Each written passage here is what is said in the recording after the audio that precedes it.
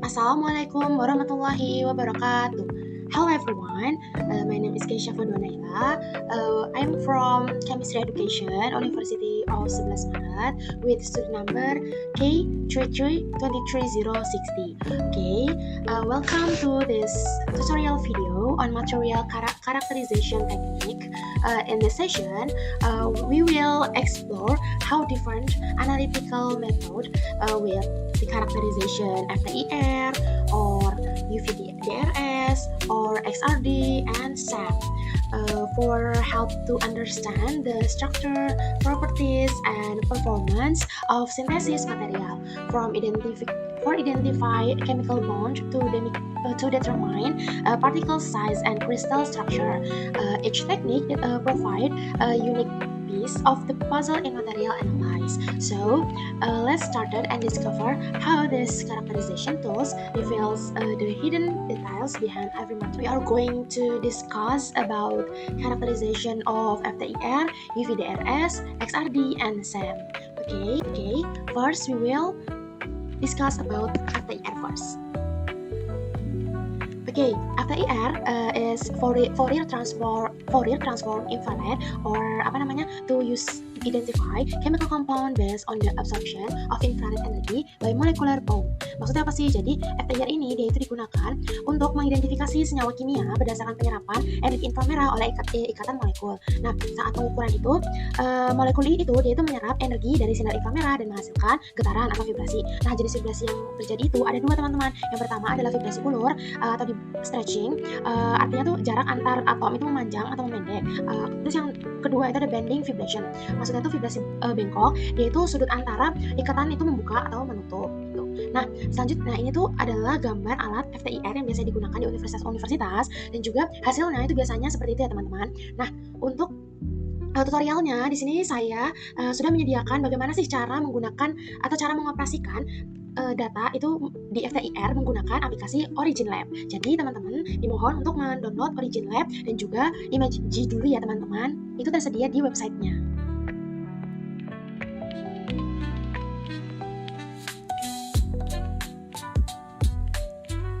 Halo teman-teman, selamat datang di tutorial cara menggunakan FTIR dengan mengoperasikan Origin Lab. Oke, hal yang pertama teman-teman harus punya itu seperti gambar di samping yang sudah saya beri, yaitu teman-teman itu harus memiliki Origin Lab ya, teman-teman. Nah, di sini untuk kalau misalkan teman-teman itu belum mendownloadnya, itu bisa di-download dari websitenya ya, teman-teman. Dari website itu ada Origin Lab. Nah, ini dari sini nanti teman-teman bisa download dan juga teman-teman jangan lupa mendownload ImageG. Untuk apa? Untuk kalau misalkan teman-teman itu ingin yang ini ya, teman-teman. Yang ini. Yang bentuknya kayak gini. Yang ini, teman-teman. Untuk apa sih? Kalau misalkan teman-teman itu ingin mengkarakterisasi menggunakan SEM ya, guys. Nah, untuk yang pertama, tutorial pertama itu di sini saya ingin mentutorialkan bagaimana sih cara mengkarakterisasi dengan FTIR menggunakan Origin Lab. Nah, pertama itu teman-teman harus buka dulu ya Origin Lab. Lalu kalau misalkan teman-teman sudah membuka Origin Lab, itu teman-teman bisa tambahkan kolom yang ada di sini dengan tujuan itu saya ingin menggunakan dua data, teman-teman. Kalau misalnya menggunakan dua data, itu kita akan menggunakan 4 kolom, teman-teman. Ini saya ingin memberikan tutorial untuk menggunakan Origin Lab untuk mengkarakterisasi FTIR apabila kita menggunakan satu data saja, teman-teman. Di sini saya ingin mengambil data GTIMN. Ini caranya sama ya, teman-teman, tapi di sini karena kita cuma punya satu data gitu. Maksudnya ingin membuat satu grafik gitu. Nah, ini yang A dan B kolomnya sama-sama kita copy. Terus kita pergi ke sini, kita paste, terus di sini wave number.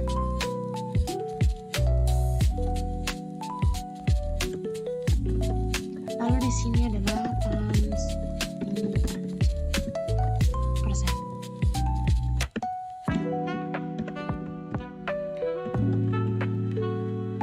Unitnya ini kita cantumkan Oke, caranya sama-sama ya. Ini nggak usah kita ganti ke X2. Kenapa? Karena di sini cuma satu data, teman-teman. Ini kita plot. line.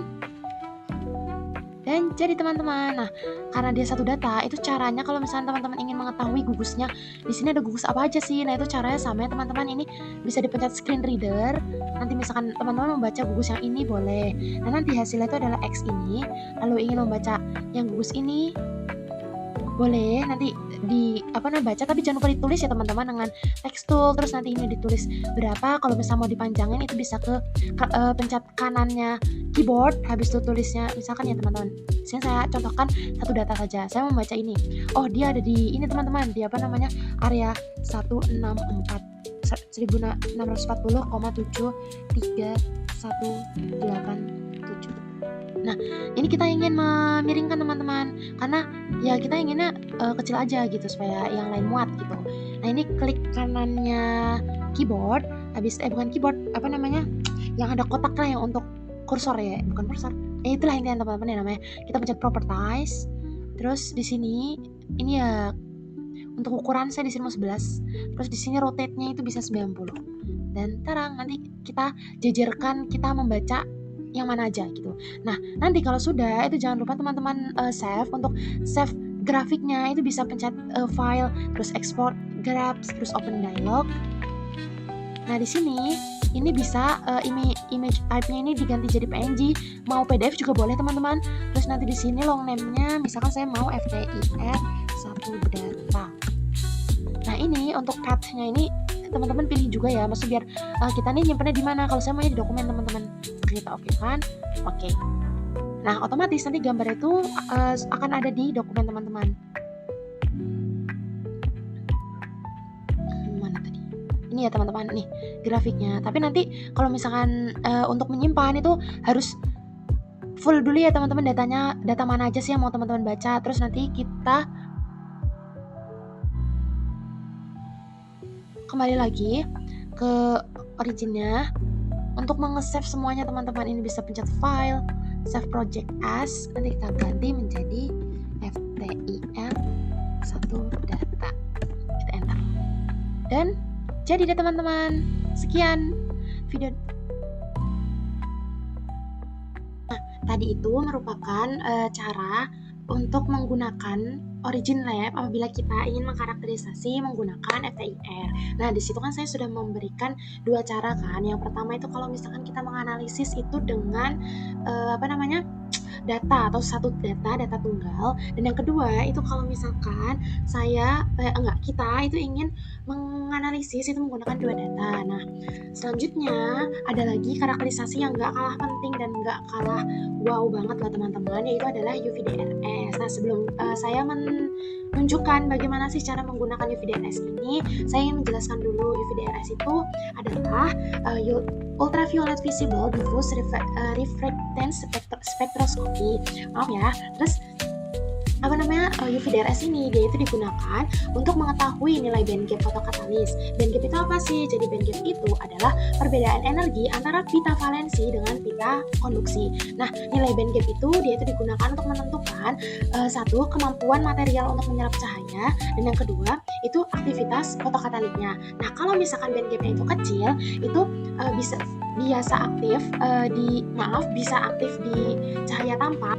Halo teman-teman, di sini saya ingin memberi tutorial untuk mengkarakterisasi atau menganalisis menggunakan UVDRS. Nah, pertama-tama di sini saya memiliki dua data. Ini yang ingin saya gunakan pertama adalah yang ini ya teman-teman, CE60. Nah, yang kita gunakan itu adalah absorbasinya saja. Nah, yang adangan B ini kolom adangan B itu di copy CTRL-C. Lalu kita masukkan ke dalam sini teman-teman, origin. Oke, kalau sudah ini dihapus, di delete aja teman-teman. Oke, untuk nama di sini adalah, dan di sini adalah, oke. Nah, yang di sini happy. Terus untuk di sini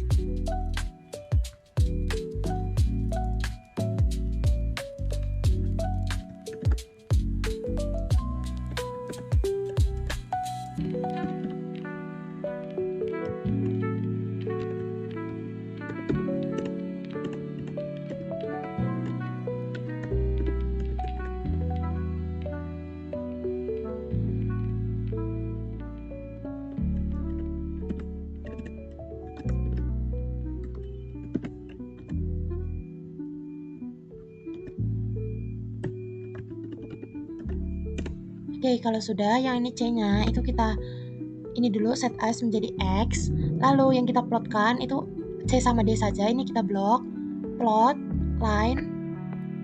Nah, hasilnya sudah keluar teman-teman. Nah, di sini kita klik 2 kali. Nah, untuk scale-nya itu mau 2 sampai 5. Oke.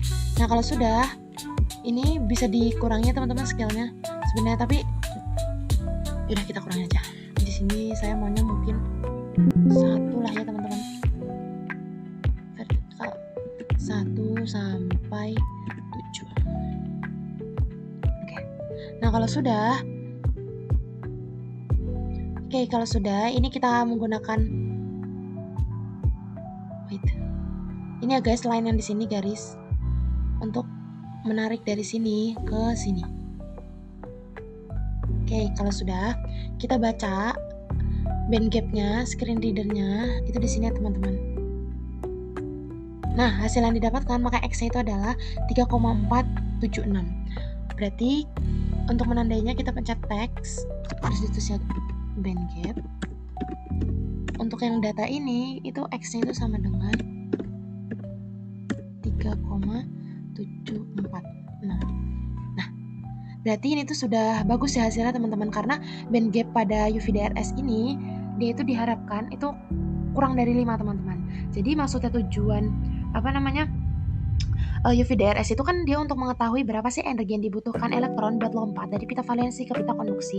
Makanya nanti yang kita dapetin itu energinya harus kurang dari 5, dan hasilnya ini excess di sini sudah kurang dari 5 dan ini sudah bagus teman-teman. Nah, untuk ininya kita ganti saja ya teman-teman namanya menjadi, karena kita tadi datanya itu adalah NI dan juga apa teman-teman?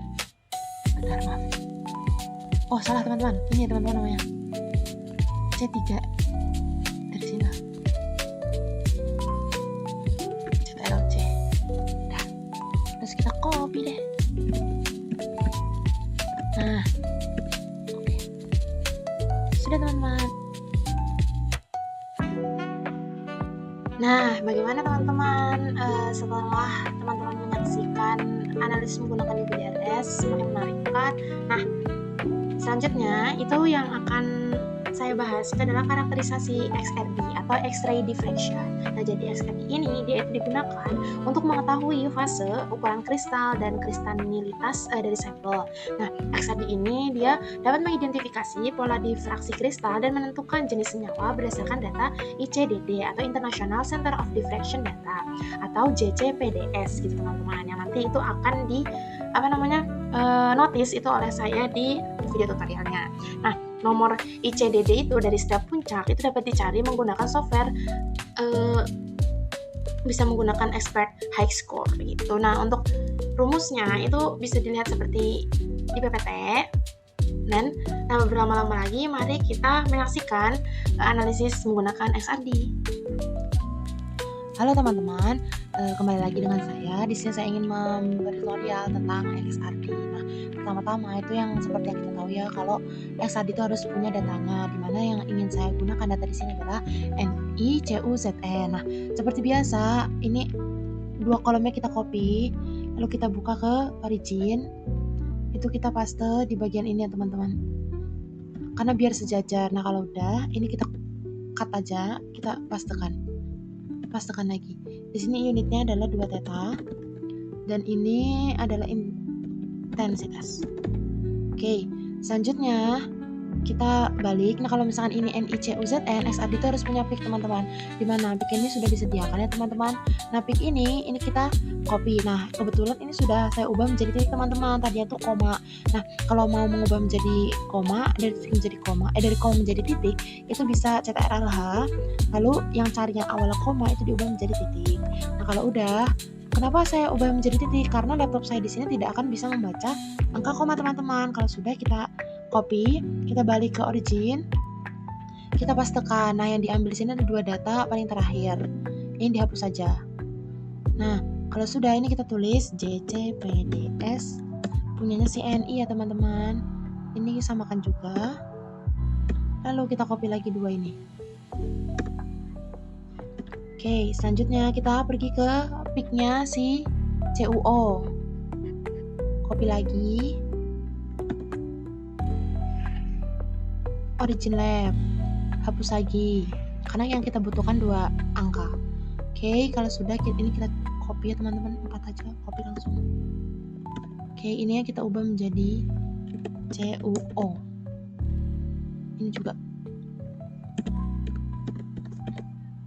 Nah, dan yang terakhir itu peak-nya si Zn.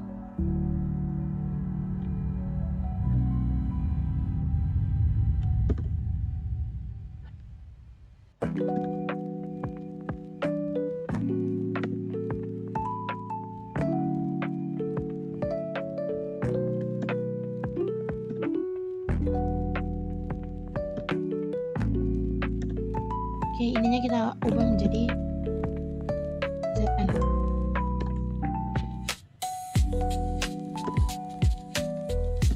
Oke, kalau sudah, ini untuk 2 tetanya ini harus kita set as ke X.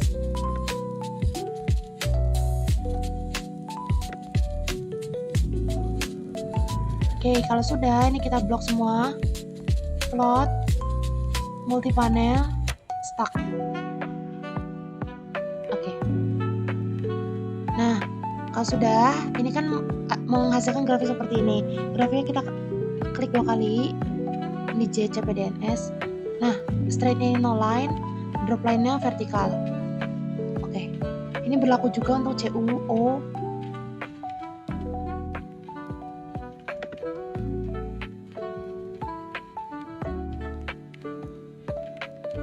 Dan juga Ni.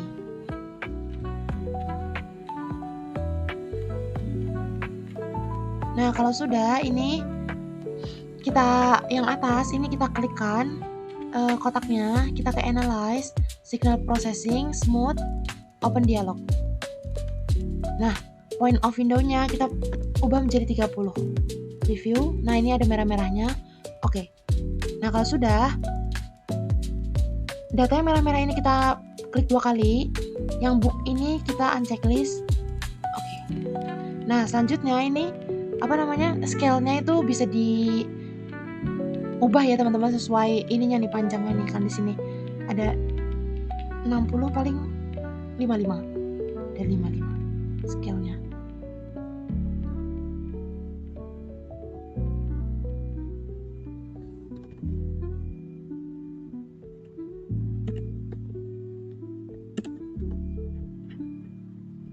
Terus vertikalnya juga ya.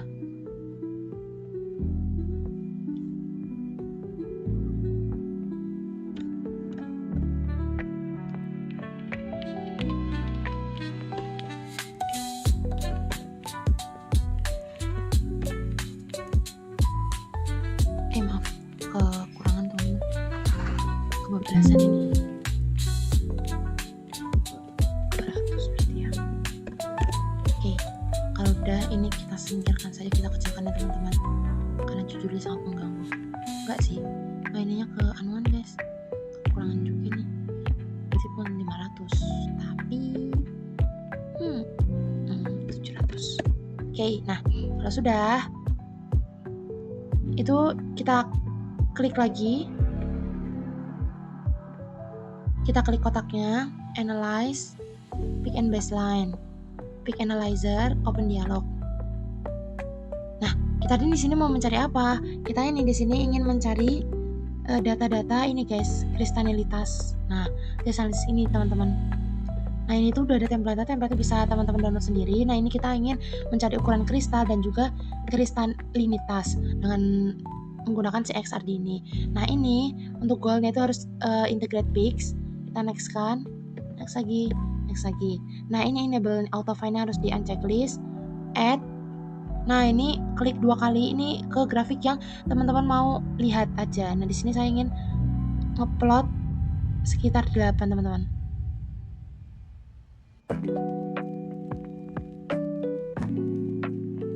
Klik 2 kali ya teman-teman. Nanti kalau misalnya you have added 4 point itu udah termasuk. Jadi data yang teman-teman pick itu yang itu. Ini di ujung-ujungnya teman-teman, karena kita mau membaca. Oke. After that, this.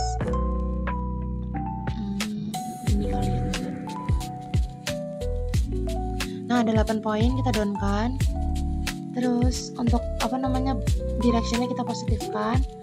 Next. Nah, yang ini kita pilih adjust on preview graph. Kita minimize. Nah, ini kotak-kotak kuning ini harus dibaca sesuai yang teman-teman pilih. Jadi begini, disesuaikan.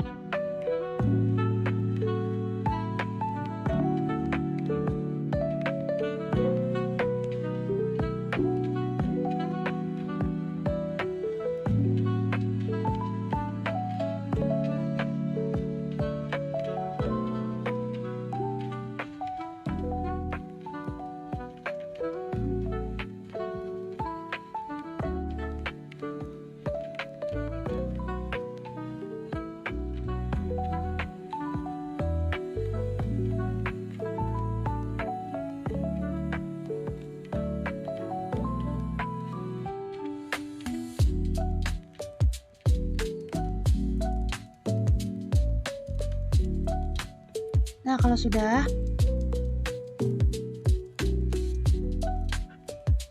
kita finish.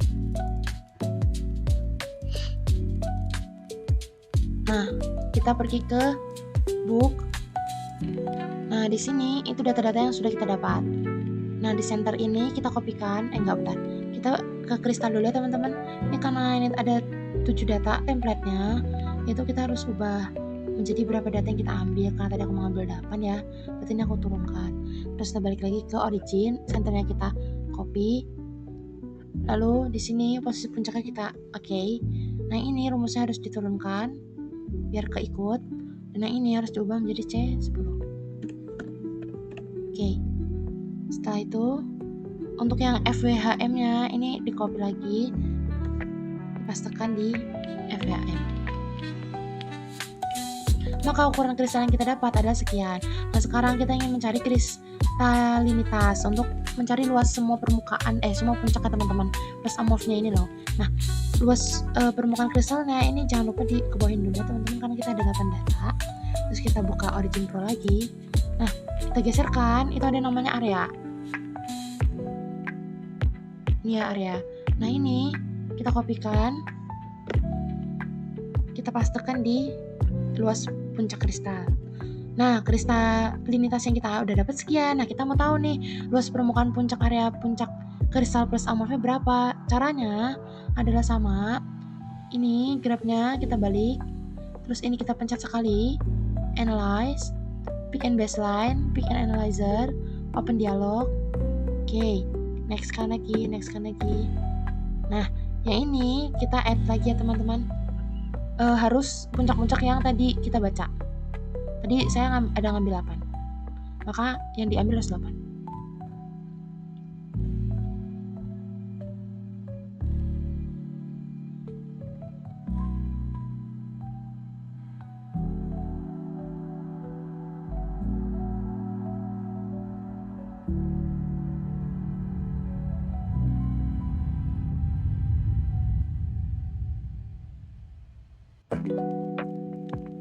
Oke, done. Lalu ininya directionnya kita ubah jadi positif. Next. Nah, pas di integrate peaks, ini adjust on preview graph, all peak-nya kita uncentang, numbernya jadi 1. Nah, kalau udah kita minimize kan, kita ukur sesuai yang area yang kita dapatkan. Nah, didapatkan areanya adalah sekian teman-teman. Nanti kita kopikan aja ke sini, bahwa luas permukaan yang kita dapatkan ini ya teman-teman, 7,291,9901. Maka luas semua puncaknya adalah 7.291,99 dengan kristalinitasnya 24,224. Rata-rata luas puncak kristalnya adalah 1.766,47 dan ukuran kristal yang kita dapatkan adalah 8,819. Nah, kalau sudah, kita balik lagi ke origin. Maaf.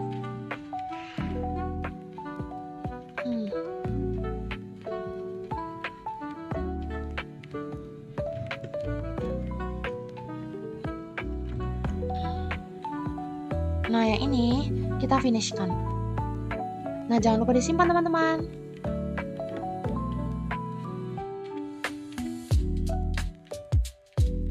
Nah, teman-teman, setelah melihat karakterisasi kita yang ketiga itu makin wow bukan? Nah, selanjutnya kita akan membahas karakterisasi yang terakhir atau yang terakhir saya bahas itu adalah menggunakan SEM. Jadi SEM itu apa sih? SEM itu singkatan dari Scanning Electron Microscope. Jadi SEM ini used to observe the surface morphology, shape, and particle size of the sample. Maksudnya itu dia digunakan untuk melihat morfologi, permukaan, bentuk, dan ukuran partikel dari suatu sampel. Nah, SEM itu provide information about particle distribution and the degree of agglomeration of compactness. Maksudnya itu SEM ini dia itu dapat menunjukkan distribusi partikel serta tingkat kekompakan atau aglomerasi. Nah, ukuran partikel itu bisa dihitung menggunakan software ImageG yang sudah saya singgung di awal tadi. Dan hasilnya itu dia tuh dapat membantu untuk memahami struktur dan kualitas material yang disintesis. Tanpa berlama-lama lagi, mari kita menyaksikan tutorial cara menggunakan SEM. Teman-teman semua, selamat datang di tutorial cara mengkarakterisasi SEM atau cara menganalisis dengan SEM. Nah, pertama-tama yang teman-teman harus sudah punya itu adalah Origin Lab tentu saja. Terus kita di sini ingin menggunakan SEM kan ya teman-teman. Nah itu tuh harus punya fotonya teman-teman. Nah fotonya ini kebetulan saya menggunakan yang sudah disediakan. Maka dari itu foto ini kita harus di-download terlebih dahulu. Oke, kalau sudah itu kita masuk ke Origin. Oh ya jangan lupa teman-teman download ini ya teman-teman, ImageG.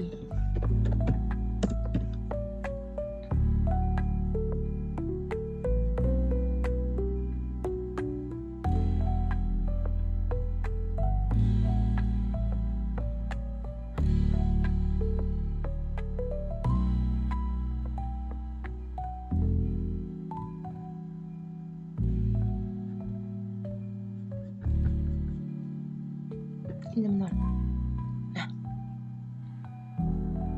yang application ini kita open.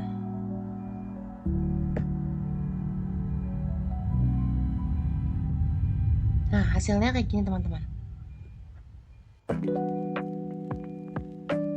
Nah, dari file itu kita open, membuka tadi yang sudah di-download teman-teman. Open. Terus kita pencet analyze, set scale, distance pixelnya ini 0, non distance-nya ini 0,00,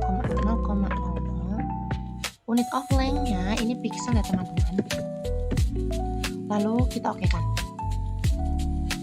Setelah itu kita pencet garisan di sini, kita tarik garis dari sini teman-teman sampai sini.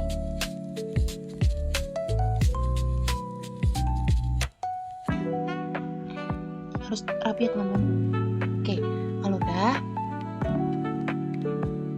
kita analyze, set scale, distance in pixelnya ini 504 aja tuh, maaf. Distance pixelnya ini 504.0040. Terus non distance-nya ini 1000. Unitnya nanometer. Baru kita oke kan. Oke, kalau sudah kita pencet ini lagi, itu kita membaca areanya ya teman-teman. Nanti kalau udah CTRL plus D plus M, di sini kita ingin mengambil 50 data teman-teman. Caranya gimana? Caranya itu teman-teman bisa ini yang tadi dipencet ya garisnya ini, strike-nya. Nanti ini ditarik garis sampai sini. Terus klik CTRL. CTRL, D, dan M. CTRL, D, M. Ini belum kebaca teman-teman. Ulang ya, tarik garis, CTRL, D, dan M. Nah, ini adalah data-data yang nanti kita butuhin teman-teman. Nah, lakukan itu sampai hasilnya itu 50 ya teman-teman.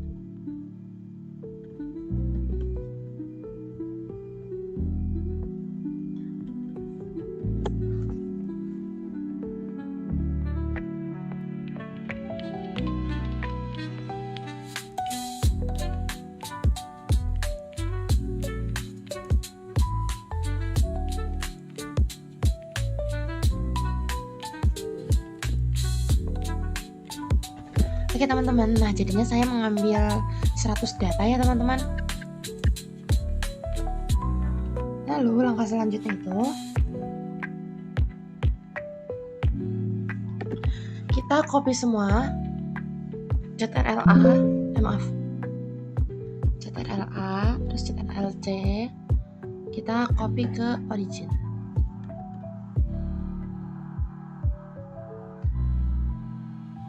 Kalau sudah, itu diagram kolom yang B kita blok, tulis di sini ya teman-teman, long name-nya area. Kolom B-nya kita blok, terus diplot, terus kita ke histogram.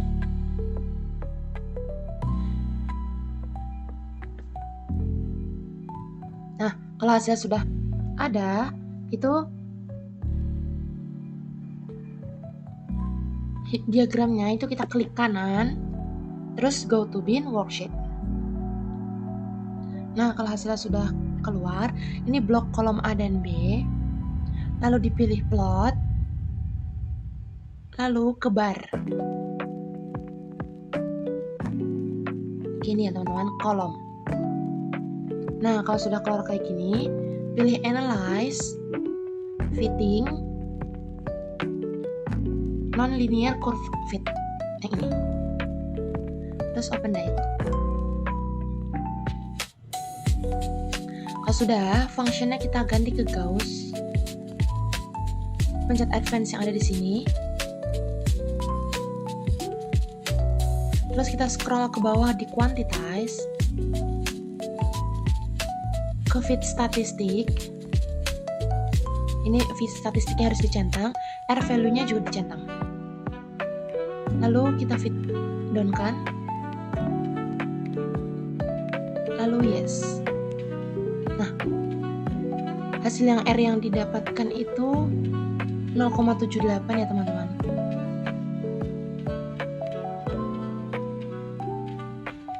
Nah, ini harus kita set lagi ya teman-teman. Ukurannya jangan segini, soalnya grafiknya nggak kelihatan.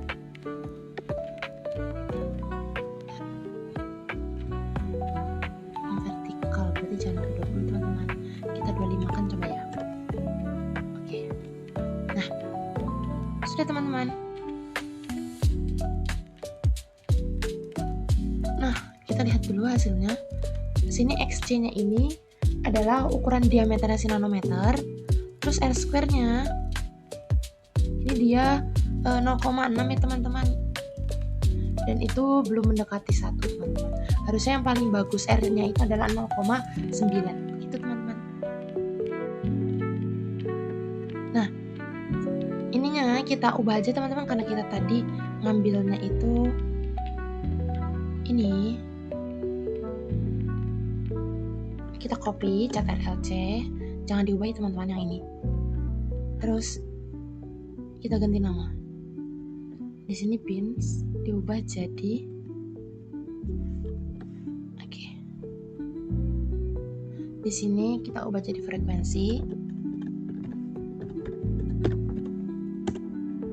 Salah. Frekuensinya hilang. Frekuensi. Terus di sini kita ubah menjadi diameter.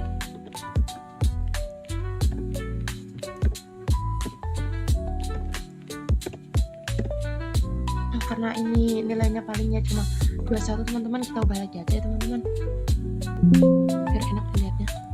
Jadi 22 paling ya, karena nggak sampai 22. Oke, hasilnya sudah ada teman-teman. So that the end of our tutorial on material characterization technique of FTIR, UVDRS, and XRD or SAM. I hope this video helped you understand how each method works and what kind of information we can get from them. Thanks for watching and see you in the next tutorial.